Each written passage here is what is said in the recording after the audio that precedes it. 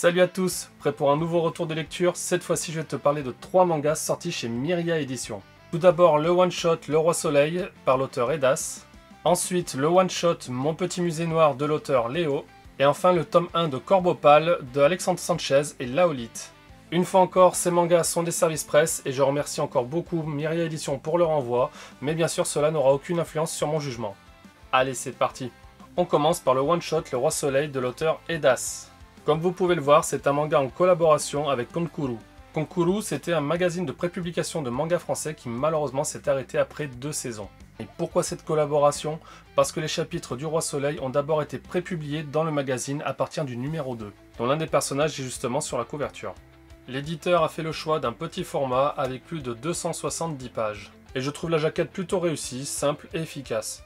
C'est un one-shot, donc toute l'histoire est dans ce tome, et on va suivre une aventure de Louis XIV, le roi soleil de notre histoire, dans une version fantastique, irréaliste et fun. Très rapidement, Louis XIV va faire la rencontre d'un petit roi, Alpha du Centaure A, qui est à la recherche de ses frères. Des géants vont faire irruption dans le palais, et d'autres géants, encore plus grands, seront là pour se battre. Et pour chercher les frères du petit roi, Louis XIV va devoir grimper sur un géant qui va devoir lui-même grimper sur l'un des autres géants. C'est un peu fou comme histoire, j'avoue, mais ça nous réserve pas mal de surprises. Côté scénario, vous l'aurez compris, on est dans une histoire un petit peu loufoque avec un personnage historique qui a réellement existé, mais une aventure complètement what the fuck. On aime ou on n'aime pas, mais il faut avouer que la narration est très bonne, moi ça m'a donné envie de tourner les pages à chaque fois. Je suis pas trop habitué au genre de manga avec une histoire assez barrée, mais ça ne m'a pas du tout dérangé parce que justement, c'était très bien raconté. Et au niveau du dessin, j'ai trouvé ça bon avec un style qui colle parfaitement à l'histoire. Les actions et la vitesse sont très bien retranscrits, mais aussi les émotions sur les visages des personnages. On a droit souvent à ce que j'aime, des pages entières bien sympathiques, mais aussi de belles doubles pages. Même si de manière exceptionnelle, celle-ci a pour moi un problème de placement, car comme vous pouvez le voir, le géant et le bonhomme ici sont coupés en deux en plein milieu des 2 pages.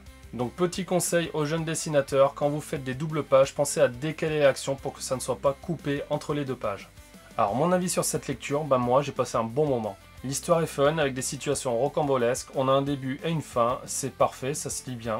Et ça permet de penser à autre chose. Je le recommande à tous ceux qui aiment les histoires bien barrées, avec pas mal d'actions, de situations inattendues, et qui ont envie de lire un truc sans prise de tête. C'est un one-shot donc il n'y aura pas de suite, mais on peut toujours imaginer une histoire avec ce petit personnage, ou une autre aventure barrée avec un autre personnage historique français. En clair, un bon manga avec une histoire drôle et inattendue, des dessins très sympas. J'attends de voir les prochains projets de l'auteur. On continue avec Mon Petit Musée d'idées noires de Léo. L'éditeur a encore fait le choix d'un petit format, mais cette fois-ci avec plus de 300 pages. Et ce manga réunit 8 histoires parlant de sujets de la vie quotidienne, avec des thèmes matures et parfois plutôt sombres comme le suicide, l'enlèvement, l'addiction, etc. Je trouve la jaquette plutôt réussie, avec un personnage inquiétant et un chemin pour rentrer directement en lui. Ce one-shot est donc un recueil de 8 histoires parlant de sujets compliqués de la vie quotidienne, comme le suicide, les enlèvements, l'addiction, mais aussi des jolis souvenirs vécus avec un proche. Les histoires sont toutes indépendantes et on a des petites scènes rigolotes entre chaque chapitre afin de détendre un petit peu l'atmosphère, même si c'est avec humour noir.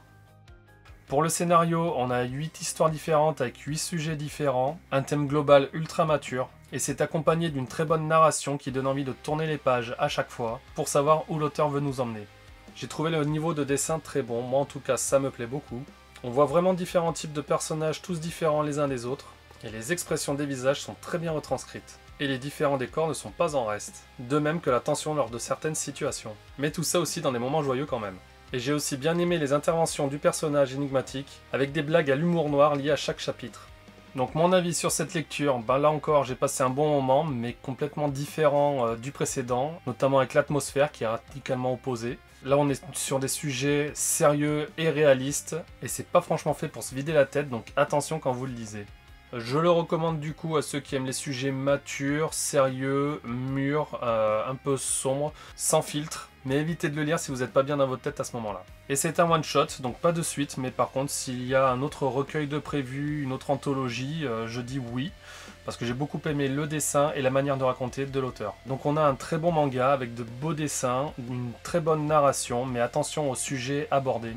Bref, une bonne lecture originale en perspective. Et enfin, le tome 1 de Corbeau-Pâle de Alexandre Sanchez et Laolite. Laolite que vous connaissez déjà pour le manga Ridgel Afterlife édité chez Cool Books. Là encore, c'est un petit format de 192 pages et je trouve la jaquette très réussie qui annonce tout de suite le style graphique du dessinateur. Et ce sera une série courte qui est prévue en 3 tomes. Et petite anecdote, à la base, cette histoire devait être en un seul gros tome, mais Alexandre et Laolite ont préféré le séparer en 3 tomes, ce que je trouve pas plus mal au niveau du format. Corbopal fait partie de l'univers Rebirth, imaginé par Alexandre Sanchez, qui est le scénariste ici, et qui est composé de romans et de BD.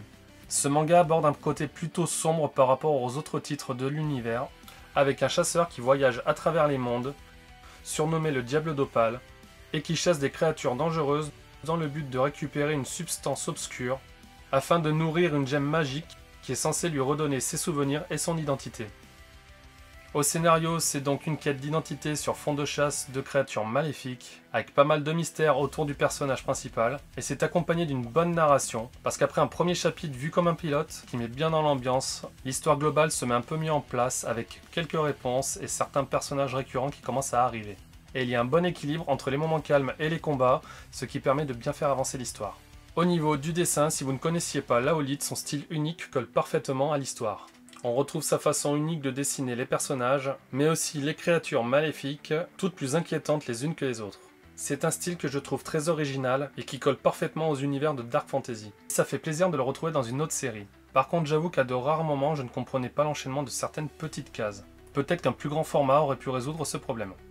Donc là encore, comme souvent, j'ai passé une bonne lecture, avec un nouvel univers de Dark Fantasy et le dessin de Laolite dans une autre série, ça fait plaisir. Il y a juste les incompréhensions de certaines petites cases qui m'ont coupé un petit peu le rythme, mais rien de bien méchant. Donc je le recommande à tous ceux qui lisent l'univers Rebirth, pour voir justement une histoire sombre, à ceux qui aiment la Dark Fantasy, les dessins de Laolite, et ceux qui aiment les héros tourmentés avec une grosse part sombre. Cette première partie était bien sympa, j'ai bien envie de connaître la suite, et de savoir si le Corbopal va retrouver son identité. Un bon manga de Dark Fantasy qui élargit l'univers de Rebirth avec une part mature et sombre et qui est aussi une belle porte d'entrée dans cet univers. Voilà, 2 bonnes lectures avec 3 styles complètement différents les uns des autres. Il y en a pour tous les âges avec ceux-là qui sont plus du côté adulte quand même. Et ce sont de bons premiers mangas pour une jeune maison d'édition. S'ils vous intéressent, allez voir sur leur site. Si vous les avez lus, dites-moi en commentaire ce que vous en avez pensé, ou dites-moi s'il y en a un qui vous a donné envie. Pour soutenir la chaîne, vous pouvez retrouver des liens affiliés dans la description. Et comme d'habitude, si vous avez aimé cette vidéo, mettez un like et abonnez-vous et activez la petite cloche pour être au courant des prochaines vidéos manga made in FR. A bientôt pour de nouveaux avis. Allez, à plus!